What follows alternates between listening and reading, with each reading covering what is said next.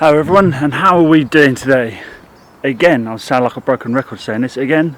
A nice gloomy day in the UK. If you're watching this from anywhere else, if you're watching this anywhere outside the UK, then it's giving you a pretty bad picture. Well, we are fitting a stereotype. It's wet. Well, it is winter, so it's wet and it's minging. Anyway, what have we got here? What's this all about?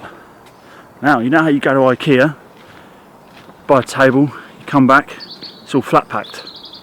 You've got to read the instructions and then put it together. That is my version of flat pack. That is a flat pack house right there.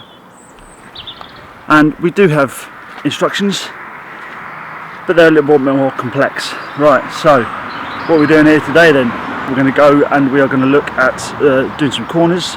Right, first things first, I was going to go through and explain how to build a corner, but before I do that I want to explain how to load out bricks and blocks properly.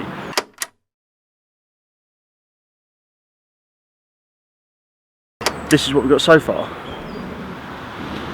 We have got a few stacks of bricks through here, and underneath this polythene is, as you can see, stack 1, 2, 3. There's loads of stacks all the way up there, and there's a couple more there that I haven't covered up yet. Let me quickly uncover this and I'll show you what I mean about loading out properly.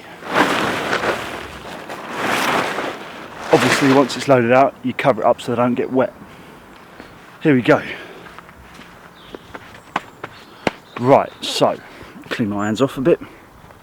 First thing you want to note is the spacing between the wall I'm going to build and the bricks I'm going to build it with.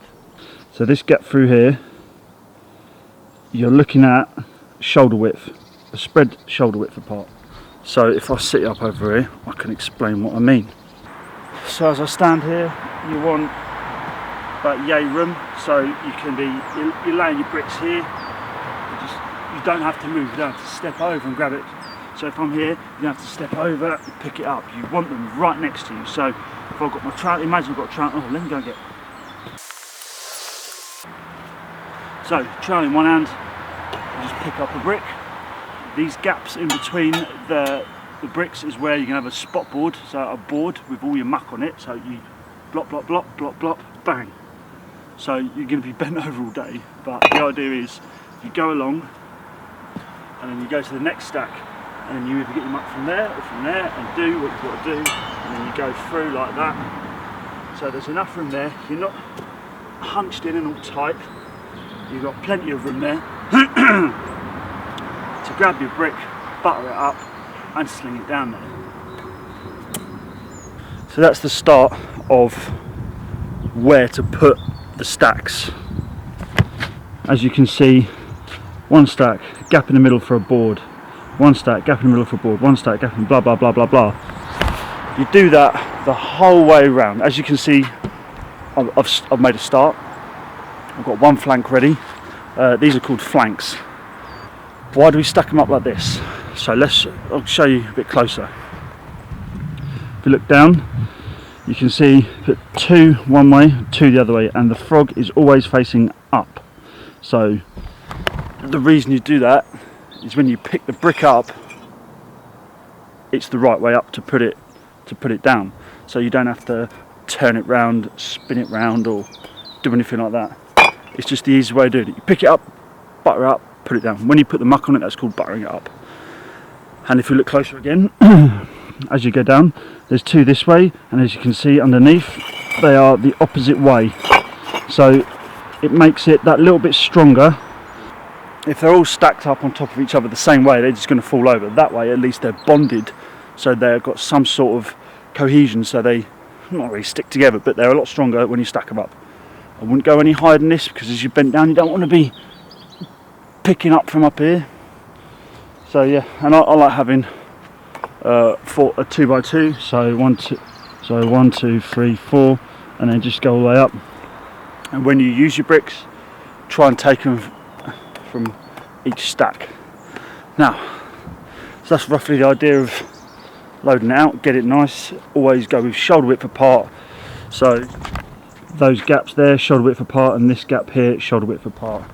maybe a little more than shoulder width apart. Depends who. If you're loading out for someone, it depends what they like. If you're loading out for yourself and you've never done it before, just try a few ideas, see, but you don't want to be reaching over. The other thing, as you can see here, 1, 2, 3. There's 3 packs of bricks open, and I'm taking from 3 packs, not one at a time, 3. Now, why do you do this? Let's say now, if you have less than 3 packs, then just take it from what you got. It might not matter so much. But the reason we do this is for something called banding. Now, when you order bricks, in this case, I had them all in one lump. This is why I wanted to have them all in one lump as well. If you order them separately, say there's 11,100 there, but let's say there's 11,000. Say I ordered 5,500 now, and I used them all up. And then I ordered another 5,500 because I didn't have enough, and they came, say, probably 2 months later, for example. And they came, and I used them again. The batch that they've been produced might be a different batch, so you might have a different colour brick. It might be only ever so slightly different colour, but when you lay them, you can see them. So you take them from 3 different packs, so that if they are different colours, they mix up when you put them in the wheelbarrow or the hod or whatever, and then they're mixed up in those stacks over there, and then when you pick them up and lay them, you mix them up again. So it mixes it all up, so you don't get stripes in the wall. I'd say 90% of the population of anywhere doesn't notice that. I was told once by someone I worked for, a guy who owned a company, said that most people see brickwork as a blur. It's just a wall of colour. Like, for example, this building is yellow bricks, so people are just going to see a blur of yellow. They're not really going to pay attention to what the bricks are actually doing. And because this is what I do, I can see that a mile off, a country mile off. But most people, they won't notice that. Now, you guys, I don't know who's in the industry, who's not, who's a bit of a DIY, who's first seen this. If you've never even heard of what a trowel is, or a brick, or most people have, but you know what I mean, then hopefully that can show that there's a lot of depth to building. There's so much there that a lot of people just don't know about. And that's another reason why I'm doing this, so I can hopefully educate you guys into, and I just show you what it's all about, just the ins and outs, and those little things like banding, for example. You can walk along and go, look, there's a building up there, that's got banding in it, that has, and someone will be like, what are you on about? And you can explain and show them this, and just be like, look, there you go, it's a thing, it's not just me talking a load of rubbish. So, right, anyway, enough of me waffling on about that. So that's why we mix up the bricks, and that's why we load out. That's how we load out like that. I'll show you spot boards. I haven't cut any spot boards up yet because I want to load it all out first. But when I use them, I will. So what I'm going to do is the postman. I wonder what he's got. Anything for me? No.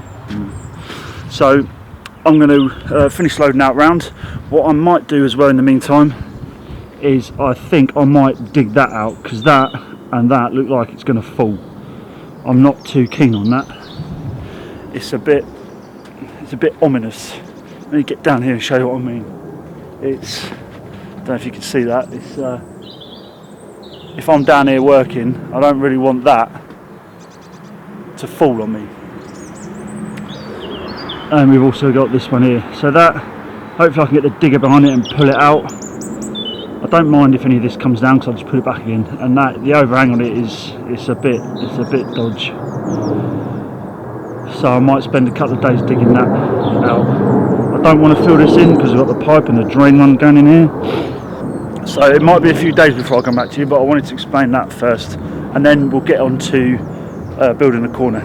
I'll leave you there. It might be a couple of days before I come back, because I want to load out everywhere, and I'm tempted to get that sorted. I might even put some shuttering up just to hold it, just so nothing falls down. I need to speak to a structural engineer about what to do with that. But yeah, anyway, so well, I'll leave you guys there for a minute. It'll probably be a few days. Well, for you it'll be a few seconds, for me a few days, and I'll come back to you and I'll explain all about the corners.